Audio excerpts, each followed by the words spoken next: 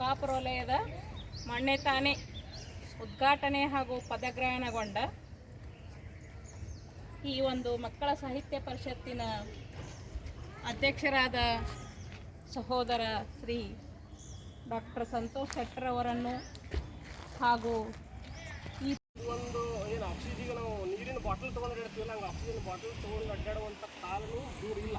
ಅದಕ್ಕೆ ಈಗ ನಾವು ಎಚ್ಚರ ಆಗಲಿಲ್ಲಪ್ಪ ಅಂತಂದ್ರೆ ಮುಂದಿನ ದಿನಮಾನಗಳು ಭಾಳ ಕಠಿಣಮಯವಾಗಿದ್ದಾವೆ ಅನ್ನುವಂಥ ಉದ್ದೇಶಕ್ಕಾಗಿ ನಾವು ಅಂದ್ರೆ ನಮ್ಮ ಸುತ್ತಮುತ್ತಲ ಬೆಳೆಯುವಂತಹ ಗಿಡಗಳಾಗಿರಬೇಕು, ಗಿಡಗಳನ್ನಾಗಿರಬೇಕು, ಅಂಥ ಬೀಜಗಳನ್ನ ನಾವು ಗುಡ್ಡಗಳೆಲ್ಲ ಅಲ್ಲಿ ಅಡ್ಡಾಡಿ ಕಲೆಕ್ಟ್ ಮಾಡಿವಿ. ಅದ್ರಾಗಿರುವಂಥದ್ದು ಒಂದು ಕಸ್ತೂರಿ ಜಾಲಿ ಅಂತ ಐತಿ. ಕಸ್ತೂರಿ ಜಾಲಿ ನಮ್ಮ ಊರಿಗೆ ಹೊಸದಿನಲ್ರಿ, ಬಟ್ ಈಗ ನಮ್ಮ ಊರು ಗುಡ್ಡದಾಗ ಹುಡುಕಾಡ್ಕೊತ ಹೋದ್ರೆ ಒಂದು ಜಾಲಿನೂ ಸಿಗೋದಿಲ್ಲ ನಿಮ್ಗೆ. ಹಿರಿಮೇದಾದಿ ಅಂತ ಕರೀತಾರೆ ಅದಕ್ಕೆ. ಶ್ರೇಷ್ಠ ಕ್ಯಾನ್ಸರ್ ಧನೇನ, ರಕ್ತದಿಂದಲ್ಲ, ನ ಪ್ರಜೆಯ, ನಿನ್ನ ಮಕ್ಕಳಿಂದನೂ ಅಲ್ಲ, ನ ಕರ್ಮಣ ನ ಧನೇನ ನ ಪ್ರಜೆ ಅಂದ್ರೆ ನೀವು ಮಾಡಿದಂಥ ದೊಡ್ಡ ದೊಡ್ಡ ಕೆಲಸಗಳಿಂದೂ ಅಲ್ಲ. ಯಾವುದರಿಂದ ಬರ್ತೈತಪ್ಪ ಅಂತಂದ್ರೆ ತ್ಯಾಗ ಇನೇಕ ಅಮೃತತ್ವ ಮಾನುಷಃ, ತ್ಯಾಗದಿಂದ ಮಾತ್ರ ಅಮೃತತ್ವ ಬರುವಂಥದ್ದು, ಸೇವೆಯಿಂದ ಮಾತ್ರ ಅಮೃತತ್ವ ಬರುವಂಥದ್ದು. ಆ ಸೇವಾ ಮನೋಭಾವವನ್ನು ನಮಗೆ ಕಲಿಸುವಂಥದ್ದನ್ನು ಗಿಡ ಮರಗಳು ನಾವು ನೋಡ್ಬೋದು. ಒಂದು ಸ್ವಲ್ಪ ಬಿಸಿಲಾದ್ರೆ ಹೋಗಿ ನಾವು ನೆರಳಾಗಿ ಕುಂದಿರ್ತೀವಿ, ಮಳೆ ಆತಂದ್ರೆ ಚಾಟ್ನಾಗ ಕುಂದಿರ್ತೀವಿ. ಬಟ್ ಎಷ್ಟೋ ಮಳೆ ಗಾಳಿ ಚಳಿನೆಲ್ಲ ಸಹಿಸಿಕೊಂಡು ನಮ್ಮನ್ನ ರಕ್ಷಣೆ ಮಾಡ್ತಕ್ಕಂಥ ಯಾವುದಪ್ಪ ಅಂತಂದ್ರೆ ಗಿಡ ಮರಗಳು. ಮಾಡೋ ಸಲುವಾಗಿ ಸಾವಿರಾರು ಗಿಡಗಳನ್ನ ಕಡಿದ್ವಿ. ಮಣ್ಣಿಲ್ಲೇ ನಮ್ಮ ಊರೊಳಗಿನ ರೋಡ್ ಮಾಡಕ್ಕೆ, ಆ ರೋಡನ್ನು 4 ಸಲ ಆದರೆ ರಿಪೇರಿ ಆಗತ್ತಿನೂ ಆಗುವಂಥದ್ದು. 100 ವರ್ಷಕ್ಕಿಂತ ಹೆಚ್ಚು ಬಸರಿ ಗಿಡ, ಸಾಕಷ್ಟು ವಾಯುಮಾಲಿನ್ಯದಿಂದ ನಮ್ಮ ರಕ್ಷಣೆ ಮಾಡಿದಂತಹ ಬಸರಿ ಗಿಡವನ್ನು ನಿರ್ದಯವಾಗಿ ಕಡಿಯಲಾಯಿತು. ಅದು ಕಡಿದು ನೋಡಾಕನೇ ಒಂದು 500-600 ಜನ ಸೇರಿದ್ದಿರಲಿಲ್ಲ. ಆ ಕಟ್ಟಿಗೆ ಎಲ್ಲ ಊಟ ಈ ಗಿಡ ನಮಗೆ ಸಹಾಯ ಮಾಡೈತಿ, ಇದನ್ನು ಕಡಿಯೋ ಅವಶ್ಯಕತೆ ಸದ್ಯ ಇಲ್ಲ ಅನ್ನುವಂಥ ಒಬ್ಬರ ಬಾಯಾಗೂ ಬರಲಿಲ್ಲ. ಯಾಕಂದ್ರೆ ರಾಮ್ಫಲ್ ಬೀಜಗಳದಾವು. ಹಣ್ಣಿನ ಗಿಡಗಳು ಪ್ರಕೃತಿಯಲ್ಲಿ ಮತ್ತು ಆಹಾರ ಸರಪಳಿಯಲ್ಲಿ ತಾಯಿಯ ಪಾತ್ರವನ್ನು ವಹಿಸ್ತಾವ್ರಿ. ಅಂತಂದ್ರೆ ಒಂದು ತಾಯಿ ಹೆಂಗೆ ಮಕ್ಕಳನ್ನು ಸಾಕಿ ಬೆಳೆಸ್ತಾವಲ್ಲ, ಯಾವುದೇ ಪಕ್ಷಪಾತವಿಲ್ಲದೆ ಹಂಗೆ ಹಣ್ಣಿನ ಗಿಡಗಳು ಸಹಿತ ಪರಿಸರ ಒಂದು ಸಂರಕ್ಷಣೆಯಲ್ಲಿ, ಆಹಾರ ಸರಪಳಿಯಲ್ಲಿ ಅತ್ಯಂತ ಮಹತ್ವವಾದ ಪಾತ್ರವನ್ನು ವಹಿಸ್ತಾವೆ. ಅದಕ್ಕೆ ಹಣ್ಣಿನ ಗಿಡಗಳನ್ನು ಸಹಿತ ನಾವು ಅಲ್ಲಿ ಆಯ್ಕೆಯ ಜೊತೆಗೆ ಇನ್ನೊಂದು ಶ್ರೇಷ್ಠ ಗಿಡಪ್ಪ ಅಂತಂದ್ರೆ ಲಕ್ಷ್ಮೀ ತರು ಅಂತ ಕರಿತೀವಿ ನಾವು. ಸುಮಾರು ಒಬ್ಬ ಗ್ಲೌಕ ಅಂತೇಳಿ ಈ ಒಂದು ಗಿಡದ ಪ್ರಚಾರವನ್ನು ಸುಮಾರು 3-4 ವರ್ಷಗಳಿಂದ ನಾವು ಜಾಸ್ತಿ ಮಾಡಿದ್ದೇವೆ ವೈಯಕ್ತಿಕವಾಗಿ ನಾನು. ಯಾಕಪ್ಪ ಅಂತಂದ್ರೆ ಶ್ರೇಷ್ಠ ಅವರಲ್ಲಿ ಇವತ್ತು ಭಾಳ ಸಂತೋಷ ವಿಷಯ ಅಂದ್ರೆ 4 ಕ್ಲಸ್ಟರ್ ಕೂಡಿ ಇವತ್ತು ಸಮಾಲೋಚನಾ ಸಭೆ ಐತಿ.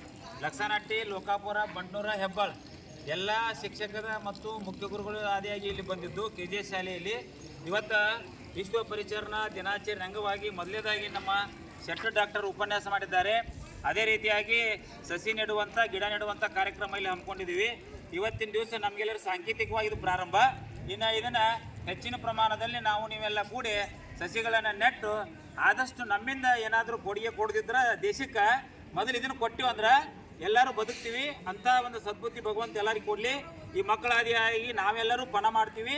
ವಿಶ್ವ ಪರಿಸರ ದಿನಾಚರಣೆ ಅಂಗವಾಗಿ ಒಂದೇ ಅಲ್ಲ, ಪರಿಸರಕ್ಕಾಗಿ ನಾವು ಹೋರಾಡಿ ಗಿಡಗಳನ್ನು ಸಂರಕ್ಷಿಸ್ತೀವಿ ಅಂತೇಳಿ ಎಲ್ಲರ ಪರವಾಗಿ ವಿಶ್ವ ಪರಿಸರ ದಿನಾಚರಣೆ ಅಧಿಕಾರಿಗಳಿಗೆ ಈ ಮೂಲಕ ನಾನು ತಿಳಿಸುತ್ತೇನೆ. ವಿಶ್ವ ಪರಿಸರ ದಿನಾಚರಣೆಗೆ ಜೋರು ಹೇಳ್ಬೇಕ, ನೀರು ಹಾಕುದು. ವಿಶ್ವ ಪರಿಸರ ದಿನಾಚರಣೆಗೆ ಗಿಡದಾರಿ, ಗಿಡ ಬೆಳೆಸುವ ಜವಾಬ್ದಾರಿ, ಗಿಡ ಉಳಿಸುವ ಜವಾಬ್ದಾರಿ, ಆಕ್ಸಿಜನ್ ತಯಾರು ಮಾಡ್ಕೊಳ್ಳೋ ಜವಾಬ್ದಾರಿ ಎಲ್ಲರಿಗೆ ಹಂಚೋದು.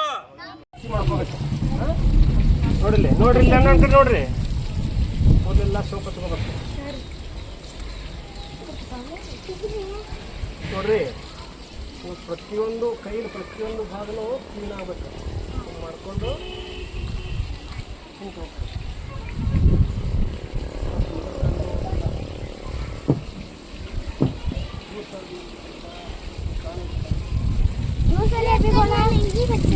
ತೊಳ್ಕೊಬೇಕು. ಎಲ್ಲರೂ ದಯಮಾಡಿ ಸೋಪ್ಲೇನ ತೊಳ್ಕೊರಿ ಕೈಯ ಇದ್ಲಪ್ಪ ಕೊಡ್ತೀನಿ, ಅವಸರ ಮಾಡಬೇಡ್ರಿ. ಅಲ್ಲಿ ಅಕ್ಕ ತೊಳ್ಕೊಳ್ರೆ ಮುಗಿದ್ಮೇಲೆ ಮತ್ತೊಂದು ತೊಗೋರಿ. ಹ್ಞೂ ರೀ ಹೇಳ್ರಿಪ್ಪ ಇಲ್ಲೂ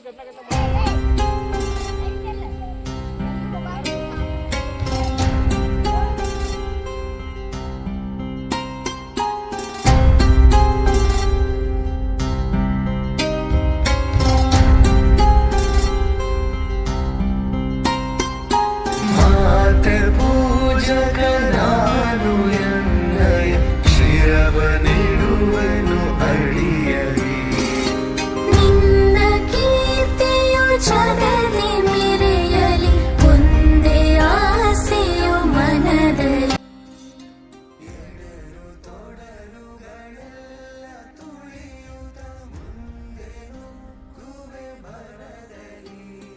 ಮಕ್ಕಳಿಗೆ ಬೀಜದ ಉಂಡೆಗಳನ್ನು ತಯಾರು ಮಾಡಲು ಮಣ್ಣನ್ನು ನೀರನ್ನು ಒದಗಿಸುತ್ತಿರುವ ಮಕ್ಕಳ ಸಾಹಿತ್ಯ ಪರಿಷತ್ತಿನ ಸದಸ್ಯರು ಹಾಗೂ ಶಾಲಾ ಗುರುವೃಂದದವರು. ಮಕ್ಕಳು ತಾವೇ ಈ ಬೀಜಗಳನ್ನು ಮಾಡುವುದರಿಂದ ಮಕ್ಕಳಿಗೆ ಪರಿಸರದ ಜೊತೆಗೆ ಅವಿನಾಭಾವ ಸಂಬಂಧ ಬೆಳೆಯುವುದು ಅಂಥೇಳಿ ನಮ್ಮ ನಂಬಿಕೆ.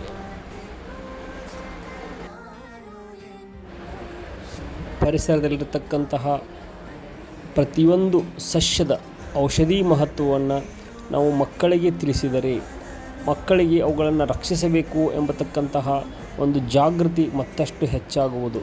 ಈ ಮೂಲಕ ಪರಿಸರ ಸಂರಕ್ಷಣೆಯಲ್ಲಿ ಮಹತ್ತರವಾದಂತಹ ಮೈಲುಗಲ್ಲನ್ನು ತಲುಪಲು ಸಾಧ್ಯವಾಗುವಂಥದ್ದು.